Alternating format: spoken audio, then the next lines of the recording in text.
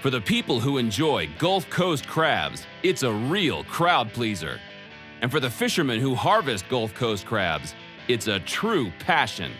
It's in my blood. I mean, fishing, anybody who fished most of their life and fish with their family, it's in their blood. I mean, you can't get away from it. It's something you're going to do, and you're going to die doing it.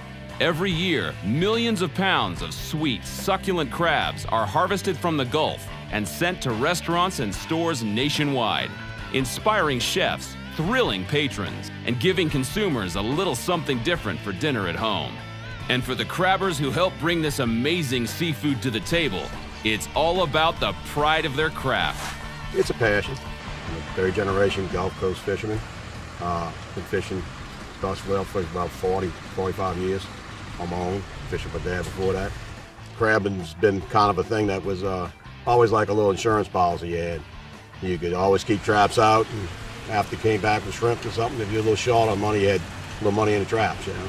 As a third-generation crabber, Pete Garrica follows the tried-and-true traditions passed down by his father and his grandfather. With an inherent respect for the land and the water, he heads out each season knowing the challenges and successes. I remember when I was a real small kid, you could take probably about 50, 60 crab nets and catch as much as a guy will catch now with 200 crab traps. I mean, you just had that many crabs. It's really a lot of work now.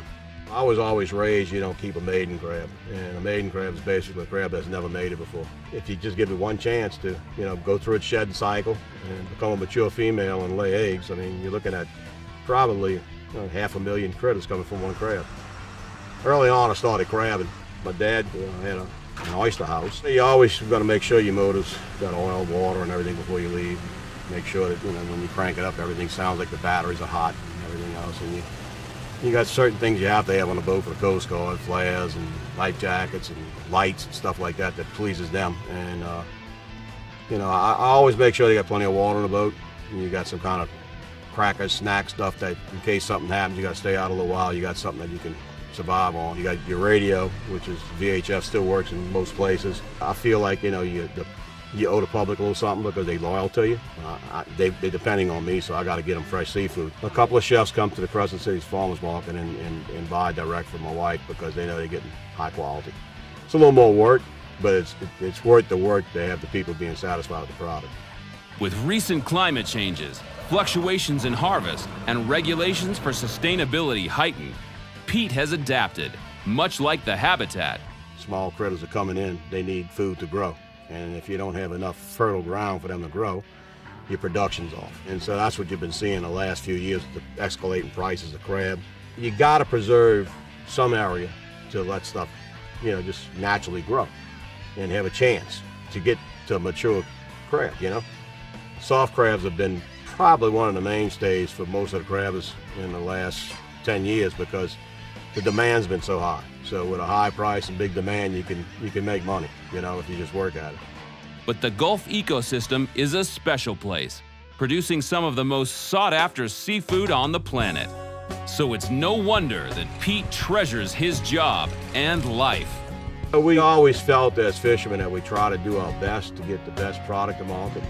Probably the premium as far as it goes for crabs and shrimp, They also eat soft shells from here. You're able to put something on the table that nobody else can. The Mississippi River, the Delta, created this big, fertile land for us. So our farmers have the benefit of the river, we have the benefit of the river. Nobody has the ecosystem we have. So you got a lot of food for the stuff to grow bigger. The average crab, say a number one male crab, was like running about a 6.25 inch crab. We had them 6.5 to 7 inches out there, which is a large crab. Supporting a thriving industry of seafood processors, suppliers, retailers, and restaurateurs, Pete helps to bring this delicacy to seafood lovers all over America and the world. What happens for the most part in the industry is you catch the product, you sell it to a dock. The dock takes that product and he either sells it to a processor who sells it to a restaurant, or he sells it to a processor who sells it to a chain grocery store, And from there, it gets spread out and the consumer gets it on the back end. But what's the best part about working on the Gulf? This is an industry. We feed the multitude. Something to be proud of. Serving up delicious crab where it means the most. I feel, to me, the best way to eat a crab is when it's shed. soft shell. Large male that's full of meat, lightly battering with some flour and season them up a little bit. You fry them, and I think that that's probably the best way to eat a crab in the state. My daughter likes #1 males boiled, nothing else, because you break open the crab and he's got big hunks of big white meat by the fin, and she don't like digging for the meat. She's spoiled because she loved around seafood. The crabbing industry is a multi-million-dollar business. It's also the lifeblood of a strong community of families and tradition. One that fisherman Pete Garrica hopes to continue on for generations to come. I think the great thing about fishing is the fact that there's an abundance of seafood. I've never had it really let me down. It's sustainable. Everything that nature could throw at us has been thrown at us in the last 20 years. And here we are today doing the same thing that our ancestors did 100 years ago. It's a great way of life. Once you're born in this industry and you get to where you're working in it, it becomes part of you. It's part of the fabric that makes you who you are.